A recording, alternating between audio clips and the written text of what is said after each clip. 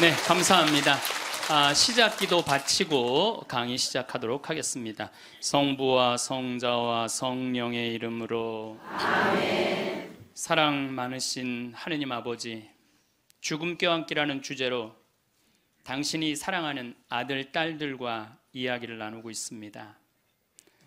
아버지, 하실 수만 있다면 이 쓴 잔을 저에게서 거두어 주소서라며 십자가 죽음을 앞두고 애원하는 아들 예수님의 기도를 외면하면서까지 우리 인간에게 천국문을 열어주신 하느님 아버지, 우리 미약한 인간들은 그 극진한 사랑 다 깨닫지도 못하고 감사하지도 못합니다. 우리 모두 이 세상을 열심히 살아서 마지막 날 하늘나라에서 우리를 위해 십자가에 못 박혀 돌아가신 예수님 만나 얼싸 안으면서 당신을 직접 만나 뵈옵는 영광을 주소서. 우리 주 그리스도를 통하여 비나이다. 아멘. 성부와 성자와 성령의 이름으로 아멘. 참 예수님. 네, 반갑습니다.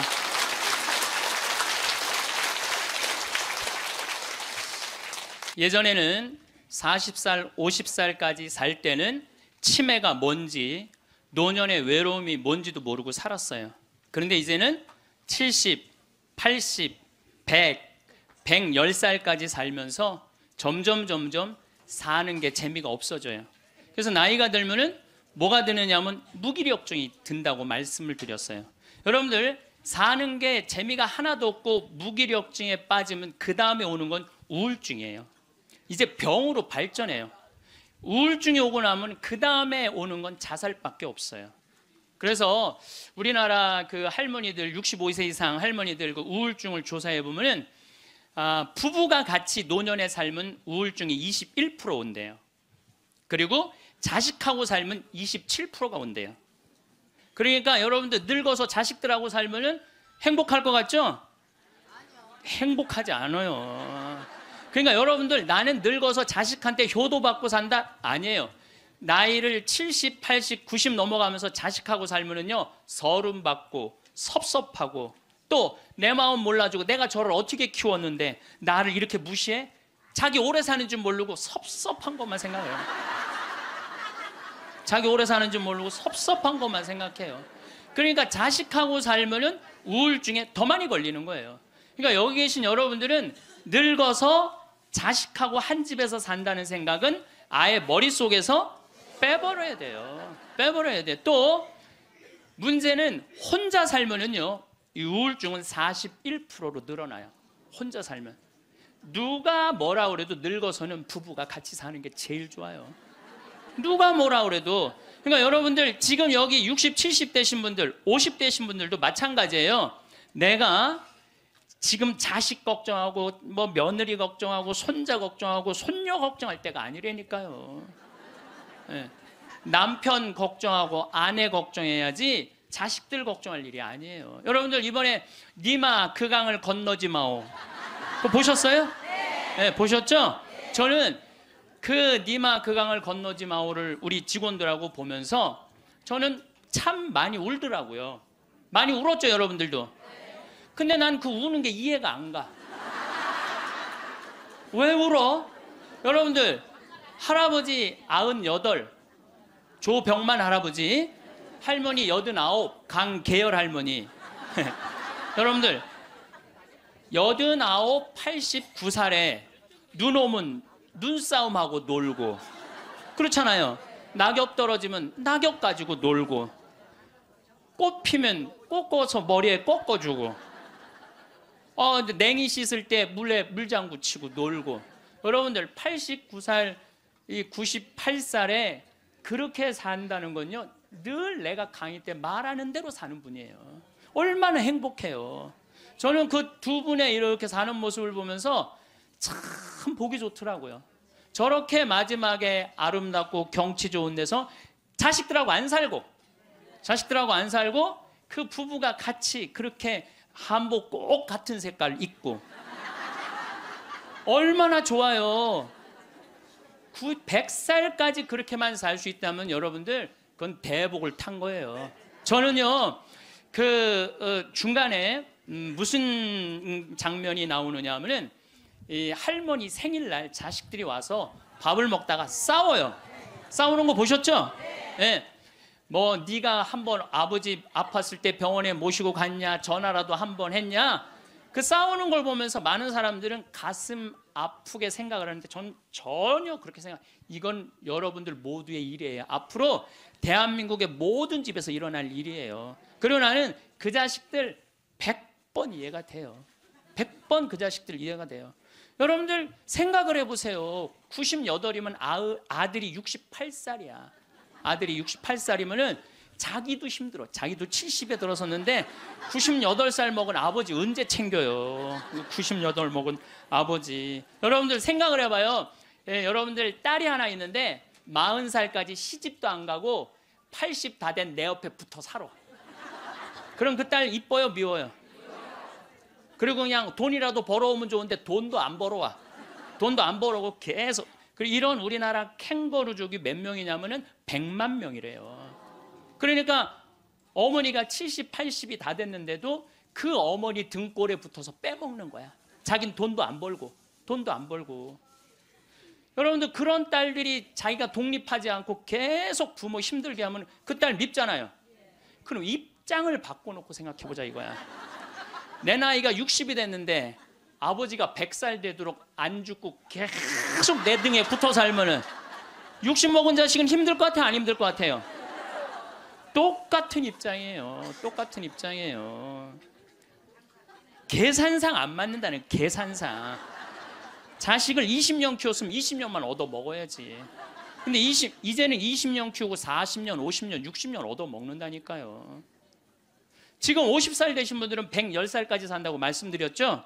그러면은 지금 50살 된 분들 110살까지 살면은요, 60살서부터 자식 기대고 산다면은요, 몇 년 얻어 먹는 거야? 50년 얻어먹는 50년. 지금 40살들은요 120살까지 사는 거야. 그럼 60살서부터 자식 기대서 얻어먹고 산다면은요 60년 얻어먹는 거야. 20년 기껏 키우고 난 다음에 60년 얻어먹는 게 말이 돼요? 그러니까 이제는 자식하고 산다는 거는 자식이 늙어서 나를 책임진다는 건 상상도 하지 말라는 거예요. 누가 책임져야 돼? 내 인생은? 내가 책임지는 수밖에 없어요. 아니 제가 늘 드리는 말씀이지만은 저는 고등학교 3학년 때까지 어머니 아버지가 저를 키웠어요. 저는 뭐 우리 집 막내로서 정말 사랑 많이 받고 자랐어요. 그 신학교 들어가니까 누가 날 키워줬어? 교회가 날 키워줬어. 신학교 교회가 신부되고 보니까 너무 고마워. 그래서 20년 동안 나 키워준 어머니 아버지한테 은혜를 갚으리라. 내가 받은 만큼은 돌려주리라. 그래갖고 내가 신부 돼갖고 첫 사목 활동비 받았을 때 45만 원인가 받았어요. 그 24년 전에요. 어머니 25,000원, 아버지 25,000원 용돈 드렸다니까요. 그렇게 20년 동안 한 달도 안 빠지고 용돈 드렸어요. 4년 전에 끝났어. 4년 전에 계산 끝났어요. 그런데도 어머니 아버지가 갈 생각을 안 하네. 아버지 85, 어머니 83인데 너무 정정하신 거예요. 근데 저는 괜찮아요. 왜냐하면 여러분들 저는 사실은 어머니 아버지를 전 참 많이 사랑해요. 이제는요 자식이 효도로 부모를 모시는 시대는 끝났어요. 자식이 부모를 얼마나 사랑하느냐가 결정적이에요. 너무 사랑하면 보고 싶잖아. 자꾸 같이 있고 싶고. 사랑은 그거 아니에요? 보고 싶고 같이 있고 싶고. 그러니까 아버지가 85이 돼도 어머니가 83이 돼도 항상 머릿속에는 시간만 되면 아버지 어머니 보러 가고 싶다. 이 생각을 좀 갖고 있어요. 이건 효도의 차원이 아니에요. 사랑의 차원이지. 그러니까 나는 또 어머니 아버지가 살아있는 게 좋아.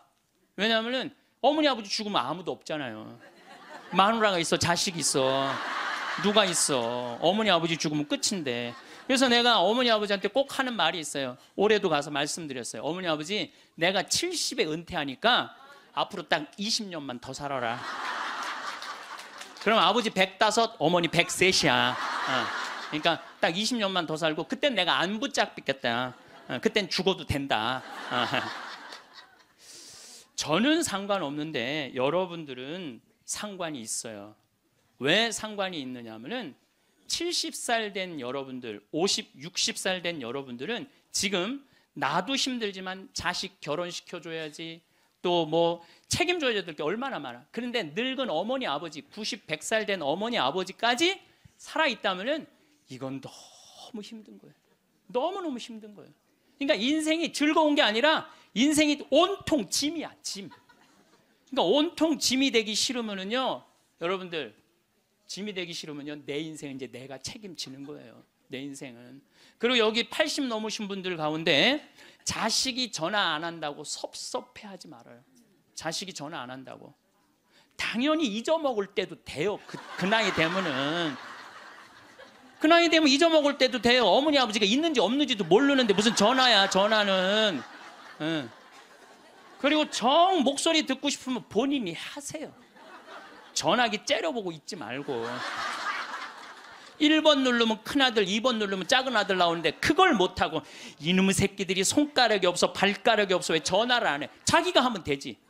그래서 늙어서는 뭐를 버려야 되느냐면 거지 근성을 버려야 돼요. 누가 나한테 해주겠지, 날 찾아와 주겠지, 이런 생각 절대 하지 말라는 거예요. 이제 여러분들 내 인생을 내가 책임지는 방법은 딱 한 가지밖에 없어요. 자식 학원 끊는 거예요. 자식 학원 끊고 대학 다닌 자식 있으면 휴학시키고, 그리고 결혼은 네가 벌어서 가라고 그러는 거예요. 이 대한민국 이 세 가지가 안 되잖아요. 그럼 모두가 불행할 수밖에 없어요. 근데 우리나라 애들이 지금 얼마나 허약하냐 하면 우리 생태마을은 참 일이 봄 1년 내내 일이 너무너무 많아요. 그래서 사람이 많이 필요해요. 사람이 많이 필요해갖고 내가 고등학교 졸업생들 많이 뽑았어요. 근데 10명 중에 9명은 가요. 일주일도 일을 못하고. 10명 중에 9명이 왜 일주일도 못하고 가는 줄 알아요? 초등학교, 중고등학교 24시간 책상에만 앉아 있었던 애들이야. 책상에만. 그러니까 끈질기게 노동을 하는 걸 배워본 적이 없어. 여러분들 유럽 아이들, 미국 아이들은요, 이 스포츠를 너무너무 중요하게 여겨요. 그래서 토요일 날, 일요일만 되면은 엄마 아빠들이 애들 운동하는 거 계속 지켜봐요. 그래서 내가 이번에도 미국 쪽에 이 워싱턴 쪽에 강의를 갔는데 그러더라고요. 여기 우리 사회는요, 운동을 못하면 사람 대접을 못 받는다는 거예요. 자기 아들 지금 럭비를 시킨대. 우리나라 럭비를 시키는데 초등학교 6학년 애야. 너무너무 럭비를 잘한다는 거예요. 그러니까 그 럭비 데리고 다니는 게 일이야. 그러니까 걔네들은 기본 끈기가 있는 거야. 운동을 하니까. 근데 우리나라 애들은 운동이 어디 있어? 국어, 영어, 수학 외우느냐고 그냥 대학교 때까지 책상에 앉아 있는 거야. 이런 애들이 생태마을에 가고 아침 9시부터 저녁 6시까지 일을 해봐요. 못 견뎌요. 뭐 하루 만에 가는 놈, 이틀 만에 가는 놈, 일주일 만에 가는 놈. 제가 그 돌아가는 아이들을 보면서 이거 큰일 났구나. 대한민국 이거 큰일 났구나. 전부 머리 쓰는 일만, 그것만 일이라고 생각하고 노동을 귀하게 여기자. 여러분들 노동을 귀하게 여기지 않으면요, 그 사회는요 끝나는 수밖에 없어요. 로마가 왜 망했어요? 자기 나라 지키는 용병 다 용병 갖다 써갖고 망한 거예요. 우리나라도 지금 외국인 노동자들 엄청나게 들어오잖아요. 그러니까 중소기업에 가보면 전부 사람이 없다고 난리야. 그런데 국가에 보면은 지금 애들 캥거루족이 100만 명에 취직 못하는 애들 200~300만 명이 넘게 집에서 그냥 노는 거야. 아무 일도 안 하고 엄마 돈 빼먹는 거죠. 엄마 아빠 등골 빼먹는 거예요. 그거는 엄마 아빠의 등골만 빼먹는 게 아니라 80, 90까지 살 엄마 아빠 등골까지 다 빼먹는 거예요. 이게 여러분들 보통 심각한 문제가 아니에요. 대한민국 지금 심각해요. 자식들한테 돈 다 뺏긴 노인들, 쓸 돈이 없어서 집 안에만 그냥 박혀 있는 거예요. 공원에 나가 이렇게 장기 바둑 두는 데 기웃거리다가 집에 들어오는 할머니들 참 많아요. 결국 사는 맛 하나 없이 사는 노인들이 극단적으로 자살이라는 걸 선택할 수밖에 없어요. 여러분들 우리 가톨릭 안에 자살은 구원받을 수 없다고 그러잖아요. 마지막을 자살로 삶을 마감하면 어떻게 해요? 우리나라가 10만 명당 평균 자살 숫자가 31명이에요. 근데 참 재미난 통계가 있어요. 60대는 10만 명당 51명으로 늘어요. 그러니까 나이를 먹으면 먹을수록 더 많이 자살하는 거죠. 70대는 몇 명으로 늘어나냐면 79명으로 늘어나요. 70대는 79명. 80대는 몇 명으로 늘어나냐면 127명으로 늘어나요. 80대는. 그러니까 80대가 돈 없지, 자식 안 찾아오지, 병 들었지, 결국은 우울증 걸려서 선택하는 거는 자살밖에 없다는 거예요. 왜 삶을 그렇게 마감하냐 이거예요. 근데 이게 다 여러분들 욕심 때문에 그래요. 욕심 때문에 애들을 망치는 거예요. 여러분들 지금 이 초등학교 학생들이 오늘 굉장히 많이 왔는데 이거 굉장히 막 아주 이거 획기적인 일이 지금 벌어졌어요 지금. 이 초등학생들이 쟤네들이요 선행학습을 학원에 가서 한 번 하고 집에서 숙제하고 그리고 학교 가면은요 선생님이 가르치는 게 재미가 하나도 없대요. 세 번째 공부하니까. 세 번째 공부. 그러니까 선생님이 존경스럽지가 않은 거야. 그래서 쟤네들이 학교 다니는 게 재미가 하나도 없는 거예요. 여러분들 학교 다니는 게 재미가 없는 애들이 나중에 어떻게 될 것 같아요? 컴퓨터 게임에 빠지는 거예요. 근데 그게 선행학습이 누구 때문에 벌어지는 거냐? 대한민국의 부모들 때문에 그래요. 내만 1등 시키고 싶은 이 욕심. 이게 대한민국을 병들게 하고 아이들 병들게 하고 그것만에 거기에 학원비 들어가는 건 내 노년의 이 연금을 다 쏟아붓는 거야. 그래서 마지막에는 자살을 선택할 수밖에 없어요. 대한민국이 건강해지려면요 제가 농담으로 하는 얘기가 아니에요. 학원 끊고 대학 휴학시키고 지금 저기 집에서 노는 놈들 전부 공장에 취직시켜갖고 일시켜야 돼요. 그래야지 대한민국이 건강하게 살아가요. 여러분들도 살 끼고 자식들도 살 길이 그거예요. 여기 어느 외로운 노인의 글이 하나 있는데 참 모든 인생이 다 들어있어서 제가 여러분들한테 한번 읽어드릴게요. 3년 전 마누라가 세상을 떠난 뒤 나는 외로움을 견디다 못해 함께 살자는 아들의 청을 받아들였다. 여러분들 지금 할머니 할아버지들 집에서 할머니 할아버지들 보면 많이 싸우죠. 많이 싸우죠. 그게 얼마나 큰 행복인지 몰라요. 싸우는 것도 행복이에요. 싸울 남편도 없잖아요. 그럼요 그거 얼마나 외로운데요. 외로울 수밖에 없어요. 나는 내가 강의 때 핸드폰 울려도 한 번도 신경질을 부린 적이 없어. 내가 나는 아늑하고 편안한 아들네 집에서 학교 간 손자들과 직장에 나간 아들과 며느리가 돌아오는 저녁 때를 기다렸다. 그러니까 자식 집에 들어가서 살아도요 혼자인 거예요. 혼자인 거예요.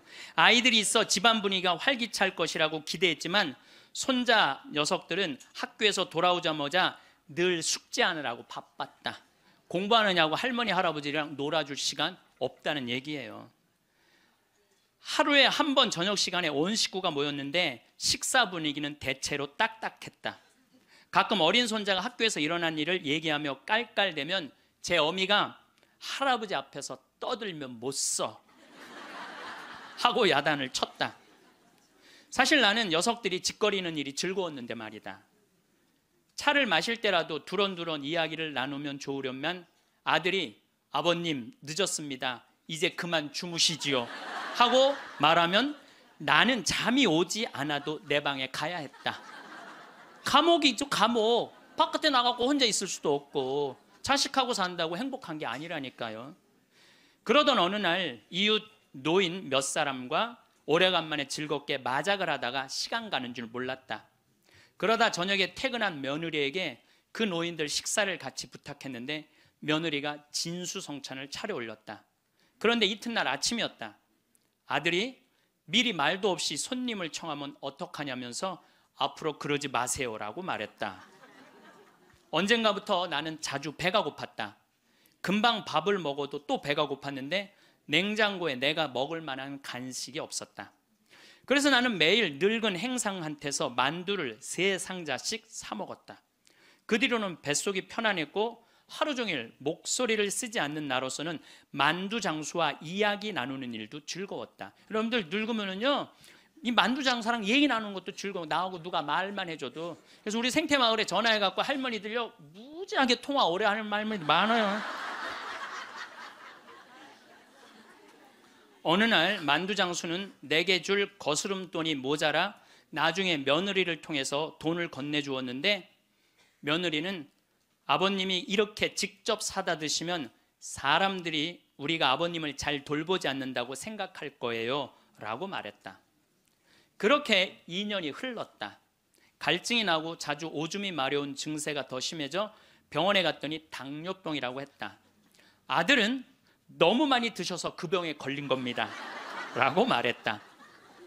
며칠 뒤 내 몸은 회복됐지만 마음은 뒤숭숭했다. 그러다 문득 마누라 장례식 때 보고 여태 만나지 못한 친구가 생각났다. 그때 친구는 장례식장에서 양로원 생활이 즐겁다고 했다. 같은 연배의 늙은이들과 산책도 하고 요리도 하고 밤 늦게까지 얘기도 나눈다며 만족한 표정을 지었다.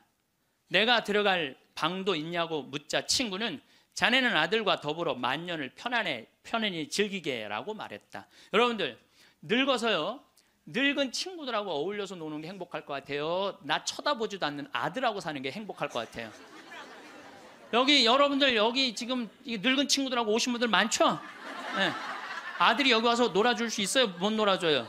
못 놀아줘요. 그러니까 이 생각을 바꿔야 된다는 거예요. 그냥 돈을 꾸리고 아껴서 그 옆에 있는 소중한 친구하고 밥 한번 사 먹을 생각 안 하고 자식 뒷돈 대줄 생각만 해요. 정신 나간 엄마 아빠들이라는 거예요. 그러면 나는 그 친구의 말에 공감했지만 이미 3년을 편안하게 보냈으니 그것으로 족하지 않는가.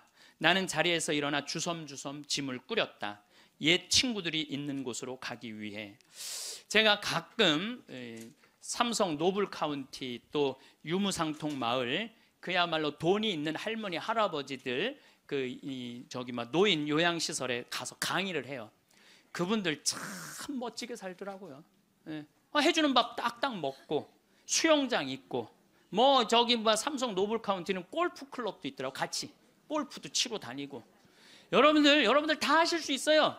뭐만 하면, 학원만 끊으면, 욕심만 버리면 여러분들 다 하실 수 있어요. 대한민국은요, 지금 얼마든지 행복하게 살 수 있는 길인데 이놈의 욕심이 지금 대한민국을 막고 있는 거예요. 그래서 늙어서 행복하게 살기 위해서는 첫 번째, 무조건 집을 나가라. 나이 먹어서 외롭지 않게 사는 방법은 일단 해만 뜨면 집을 나가야 돼요. 그리고 70, 80 넘어가고 집에 있는 게 아니에요. 일단 나가주는 게 예의라니까. 그냥 70, 80 넘어가고 그냥 하루 종일 그리고 앉아 있으면요, 며느리들 힘들어요. 며느리들만 힘들게 아니라 여러분들도 심심해서 죽는다는 거예요. 혼자 있는 고독이라는 게 참 무서워요. 우리나라 독거노인 숫자가 125만 명이나 돼요. 어떤 모양으로든 함께하는 방법을 찾아야 돼요. 가끔 1박 2일씩 사라져 주는 것도 예의야. 그래서 우리 생태마을에 오는 것도 예의예요, 예의. 저는 우리 생태마을에 봄만 되면은 할머니 4분, 5분이요 어울려서 생태마을에 오셔서 월요일부터 금요일까지 쉬고 가요. 월요일부터 금요일까지 쉬어봤자 13만 원밖에 안 돼요. 아니 여러분들 일주일 동안 내 손으로 밥 안 하고 먹여주지, 재워주지, 찜질방 있지, 산책로 있지, 미사 있지, 강의 있지. 1년에 한두 번 13만 원 위해서 나를 못 써요? 근데 그 할머니들이 이제 몇 년을 오는데 그 할머니들이 나한테 이구동성을 하는 얘기가 있어요. 신부님 말대로 집 잡혀서 이렇게 내가 쓰다 보니까 인생이 너무 즐겁다는 거야. 인생이 너무 즐겁다는 거야. 집 잡혀서 쓰다 보니까 인생이 너무너무 즐겁다는 거야. 사는 게 너무 행복하다고 그래요. 요즘 우리 어머니 친구들이 매일 모여서 우리 집에서 먹고 막 춤도 춘대. 음악 틀어놓고 춤도 추고. 그리고 또 니마 그 강을 건너지 마오도 가서 보고 국제시장도 가서 보고 왔는데 평생 영화 안 보러 가시던 분인데 요즘 보러 다녀요. 80세 돼 갖고. 근데 어머니가 하시는 말씀이 이제 사는 게 재밌대. 쓰니까 재밌는 거 쓰니까. 여러분들 국제시장에 유일한 내 귀에 들어오는 단어가 딱 하나 있어요.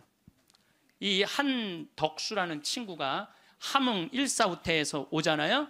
네가 장남이니까 네 책임져지라고. 그러니까 이제 자기가 대학도 못 들어가고 파독 광부가 되죠. 그런데 다시 돌아와요. 해양대학에 합격을 해요. 돌아와서. 근데 베트남 또 참전을 가요. 동생하고 꽃분이네 가게 그거 구한다고. 예. 근데 그 부인이 한마디 해요. 당신 왜 가족을 위해서만 사느냐고. 당신을 위해서도 살으라고. 당신을 위해서도 살으라고. 그런데도 이 사람은 끝까지 가족을 위해서 마지막까지 살죠. 그 여의도에서 막순이라고 함흥에서 놓친 그 이제 미국에 이제 입양돼 갖고 정말 눈물 콧물 다 빼죠. 근데 저는 이런 생각이 들어요. 대한민국에 지금 70, 80대 되신 분들이 이 나라 일으켜 세운 거예요. 이 나라 일으켜 세우고 고생이란 고생은 다 하고, 그럼 이제 호강할 때도 됐는데 아직도 뭐가 몸에 뱄냐면 나 같은 게 무슨 호강이야, 이런 생각을 하는 분들이 너무 많아요. 그래서 여러분들 제발 집을 나가세요. 네, 네. 집을 무조건 나가야 돼요. 집을 나가야지 집안에 있으면 안 돼. 그래서 월요일 날은 경복궁 쉬죠. 화요일 날은 경복궁, 수요일 날은 덕수궁, 목요일 날은 창덕궁, 금요일 날은 국립박물관, 토요일 날은 온양온천. 전철 공짜냐, 온양온천 갔다 오고, 일요일 날은 춘천 갔다 오고. 그렇게 계속 돌아다니는 거예요. 계속 돈 하나도 안 들어요. 다 무료 입장이야. 다 무료 입장. 내가 말하는 데는 다 무료 입장이야. 그렇게 계속 돌아다니다 보면은요, 죽을 때 어떻게 죽는다고? 지쳐서 죽는다니까. 지쳐서. 죽을 때 지쳐서 죽어야 돼. 네. 네. 미국에서는 할머니 할아버지들 사진을 찍어놔요. 사진을 찍어놓고 3개월 동안 뭐를 시키느냐 하면은 3개월 동안 뭐를 시키느냐 하면은 운동을 시켜요. 헬스도 하게 하고, 그 다음에 파티도 하게 하고, 럭비도 하게 하고. 그렇게 3개월 동안, 그 3개월 후에 다시 사진을 찍어요. 그랬더니 3개월 전에 찍은 사진보다 3개월 후에 찍은 사진이 훨씬 젊게 보이더라 이거예요. 사람은요, 어떤 마음을 가지고 사느냐에 따라서 생김새도 달라진다는 거예요. 나는 늙었어, 난 이제 죽을 거야, 죽을 날만 계속 기다리고 있잖아요. 그러면 그냥 죽는 거예요. 그 우리나라 그 의사 선생님들이 100살 넘은 분들한테 문의를 했어요. 손수건 있어요. 걱정하지 마세요. 여러분들이 너무 많아갖고 지금 더워서. 또 강원도는 오늘 영하 17도예요. 영하 17도라 내복을 입고 왔더니 우리는 내복을 안 입으면은 추워서 못 살아요. 어쨌거나 100살 넘은 분들한테 물어봤어요. 이렇게 100살까지 어떻게 건강하게 사느냐고. 근데 100살 넘은 모든 분이 똑같이 뭐라고 얘기냐면 해만 뜨면 집을 나간다는 거예요. 여러분, 오늘 해만 뜨면 여기 나오니까 좋아요, 안 좋아요? 좋잖아. 천주교가 얼마나 할 일이 많아요. 그래서 여러분들, 나는 성당 다니는 거 나이 먹어서 참 좋다고 생각해. 성당 다니는 거. 성당 갈 때까지 걸어가요, 안 걸어가요? 올 때 걸어오고. 그리고 또 우리 천주교가 미사 참여할 때 그냥 놔둬요? 일어나라, 앉아라, 들어와라, 나가라. 얼마나 많이 시켜, 미사 때마다. 그리고 여러분들 나이 먹어서요, 이렇게 많은 사람들 속에 어우러져 있으면요, 자기가 의식이 젊어진대요. 그래서 뭐가 안 걸리냐면 치매가 안 걸리는 거예요. 치매가. 그래서 레조하는 할머니들이 되게 자다가 돌아가신대. 많이. 끝까지 활동한다가 지쳐서 죽는 거예요. 지쳐서. 레조하는 할머니들이 끝까지 활동하다가 지쳐서 죽는 거예요. 지쳐서. 그러니까 여러분들 성당 다니는 거 참 좋은 거예요. 그리고 제가 권하는 거는 무기력증에 빠지지 않기 위해서 가장 중요한 거 운동하는 거예요. 헬스 자전거 타는 거. 헬스 자전거 꼭 타세요. 허벅지에 근육이 풀리잖아요. 그때부터 누워서 똥오줌 싸는 거예요. 여러분들 누워서 똥오줌 싸는 사람들 많이 보셨어요? 아마 내가 제일 많이 봤을 거야. 누워서 똥오줌. 왜냐면 환자 봉송체 나가니까. 그러면요, 한 5년 10년 누워서 똥오줌 싸는 집에 들어가잖아요. 온 집안에 냄새가 배 있어요. 온 집안에. 그러니 그 집이 기쁨이 있겠어요, 없겠어요? 본인만 삶의 질이 떨어지는 게 아니라 그 가족 전체가 삶의 질이 떨어지는 거예요. 또 내가 또 가정방문 간다고 또 청소해놓고 향수는 뿌려갖고 이게 향수하고 섞여갖고 무슨 냄새인지 구분이 안 돼. 여러분들, 나이 먹어갖고 미국은요, 제가 이거 여러 번 봤어요. 미국은요 90살이 넘어서 다리가 풀려갖고 거동을 못하는 분들한테 의사가 약 처방 안 해요. 뭘 처방하냐면 헬스장 가라고 그래요. 헬스장. 왜냐하면 몸에 근육이 있으면요 잠도 잘 와요. 몸에 근육이 있으면 잠도 잘 오고, 또 몸에 근육이 있으면은 누워서 똥을 좀 안 싼다는 거예요. 그래서 어떤 할아버지는 헬스를 하면서부터 어깨가 넓어져갖고 양복을 다시 맞추고 춤도 추고 그런다는 거예요. 또 나이 먹어갖고 좋은 건 춤추는 거예요. 이게 나이 먹어갖고 춤처럼 좋은 게 없다는 거예요. 가장 자연스러운 운동 중에 하나가 춤이라는 거예요. 그래서 요새 노인복지관에서 춤 프로그램이 참 많잖아요. 가서 춤만 추세요. 또 눈이 맞아갖고 막 뭐 결혼을 하느니 마느니. 돈 쓰는 거 아깝다고 72%의 돈 쓰는 거 아깝다고 72%의 할머니 할아버지들이 아무것도 안 해서 집에만 있는다는 거야. 우리나라에 지금 72%의 할머니 할아버지들이 돈 쓰는 거 무섭고 아깝다고 아무것도 안 하고 집에서 있는다는 거예요. 그런데 이 중에 45%는 극빈자예요. 극빈자라고 그러는 거는 정말 어려운 분들이, 우리나라 OECD 국가 중에 노인 가장 가난한 나라가 우리나라예요. 이것도 참 슬픈 일이에요. 왜냐하면 우리나라가 정말 잘 사는 나라거든요. 여러분들 우리나라 잘 사는 나라인지 모르세요? 알죠? 잘 살아요. 이번에도 뭐 1조 1000억 달러를 달성하고 무역 흑자 500억 달러가 넘는 나라예요. 그런데 노인들은 OECD 국가 중에 가장 가난해. 이게 참 슬픈 일이에요. 근데 어쨌든 45%는 정말 쓸 돈이 없는 할머니 할아버지들이에요. 그런데 나머지 27%는 돈 쓰는 게 아까워서 못 쓰는 분들이에요. 27%는 여러분들이 여가 활동도 하지 않고 27%의 할머니들 아무것도 안 하면, 이 할머니들이 뭐 하는 거냐면 나중에 누워서 똥을 좀 싸는 거예요. 여러분들 이 돈 간병인 병원비로 다 씁니다. 안 쓰는 거. 한국인이 평생 살면서 남성이 의료비로 얼마를 쓰냐면 7,400만 원을 쓴대요.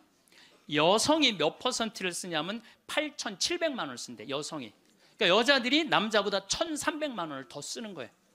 그런데 왜 더 쓰느냐 하면은 오래 살아서 더 쓰는 거야. 똑똑하시네.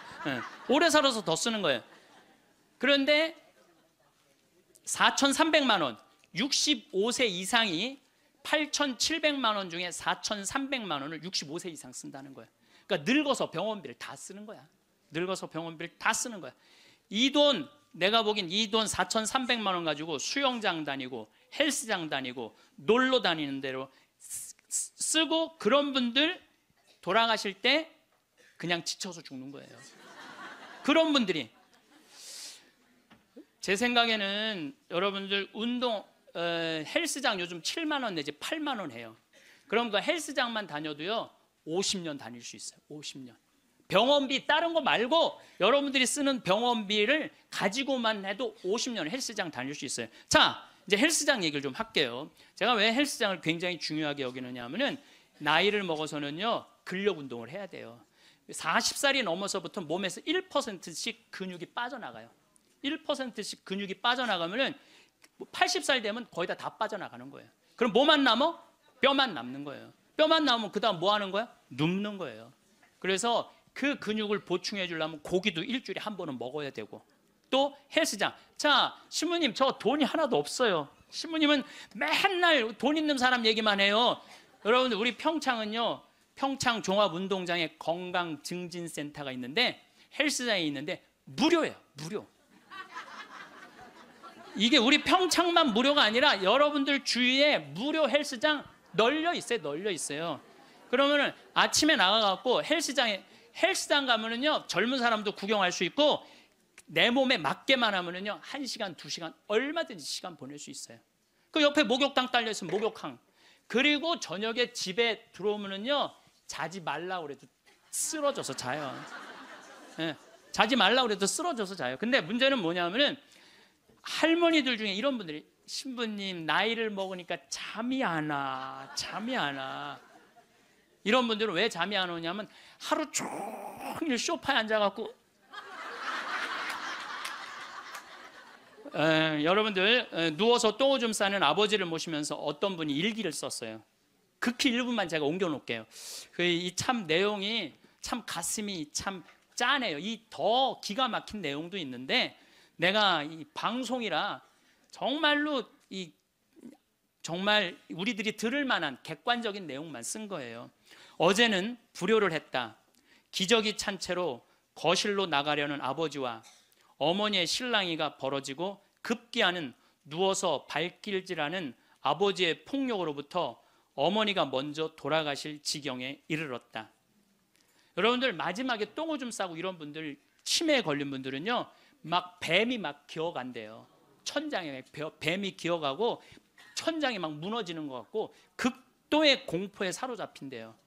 그러니까 이 치매 걸리는 게 진짜 똥오줌 싸는 것보다 더 무서운 게 뭐예요? 치매 걸리는 거예요. 근데 진짜 무서운 건 치매에 걸려갖고 똥오줌 싸는 거예요.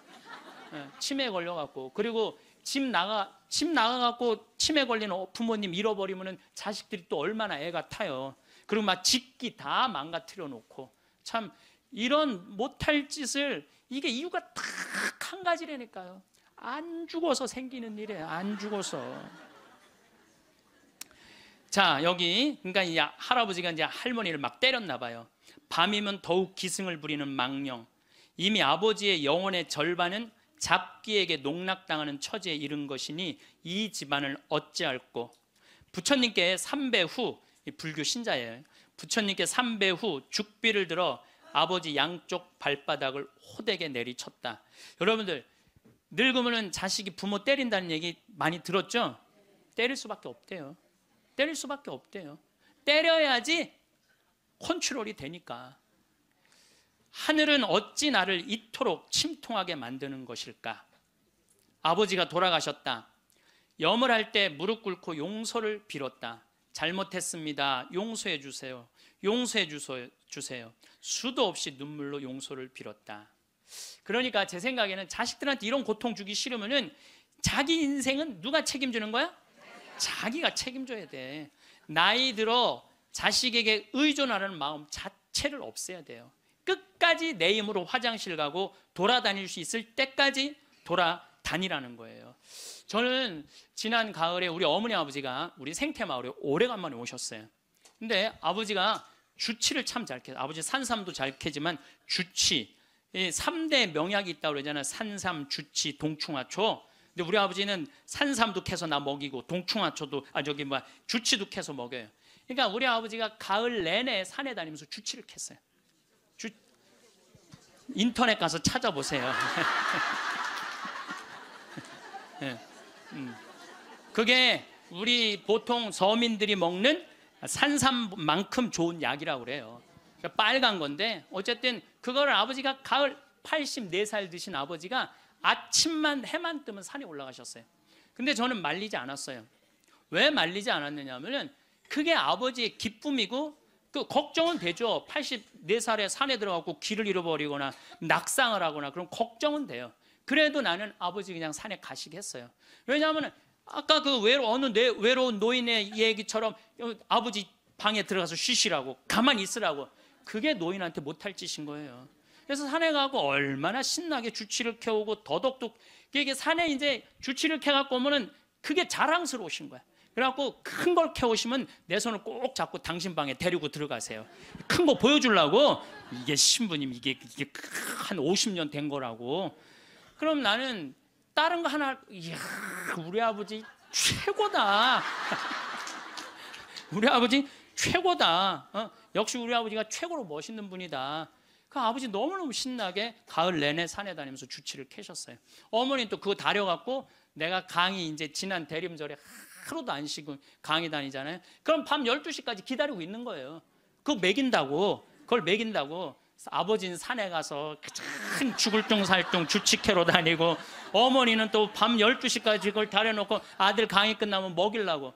근데 저는 한편으로는 늙은 분들을 너무 고생시키는 거 아닌가 이런 생각이 드는 반면, 아니다, 저러다가 차라리 지쳐서 돌아가시는 게 낫다. 그래서 내가 어머니 아버지한테 올 봄에는 아까 명동에 와서 그 신발을 이렇게 신발 가게 보면서 내년엔 올 봄에는 신발을 좀 더 가벼운 걸 사드려야 되겠다. 산에 더 다니시게. 내가 살고 있는 집 이름이 성 필립보 생태마을이에요. 근데 이 필립보 생태마을은 내가 신학생 때부터 본당 신부님을 모시고 보좌 신부 때도 모셨던 김창림 필립보 신부님이 저서 저한테 주신 거예요, 선물로. 그러니까 그 아름다운 장소에 너무 아름답게 저서 주셨잖아요. 근데 그래서 신부님 본명이 필립보예요. 그래서 필립보, 성 필립보 생태마을이에요. 근데 이분이 2012년 5월 17일 저녁 8시 17분에 내 품에서 돌아가셨어요. 87세의 나이로. 근데 내가 이분의 돌아가심을 보면서 참 죽음에 대해서 많이 묵상을 했어요. 이 얘기는 내가 다음 시간에 하도록 하고, 지금은 마침 기도로 이혜인 수녀님 기도를 바치겠습니다. 어느 노인의 고백이라는 기도입니다. 성부와 성자와 성령의 이름으로. 하루 종일 창밖을 내다보는 일이 나의 일과가 되었습니다. 누가 오지 않아도 창이 있어 고맙고, 하늘도 구름도 바람도 벗이 됩니다. 내 지나온 날들을 빨래처럼 꼭 짜서 햇살에 널어두고 봅니다. 바람 속에 펄럭이는 휘노애락이 어느새 노을빛으로 물들어 있네요. 이왕이면 외로움도 눈부시도록 가끔은 음악을 듣습니다.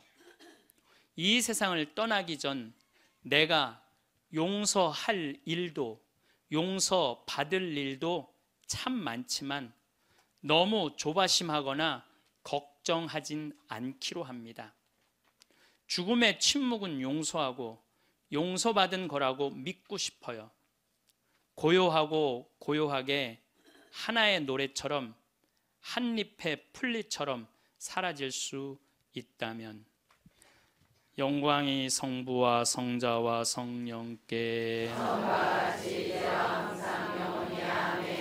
성부와 성자와 성령의 이름으로 아멘.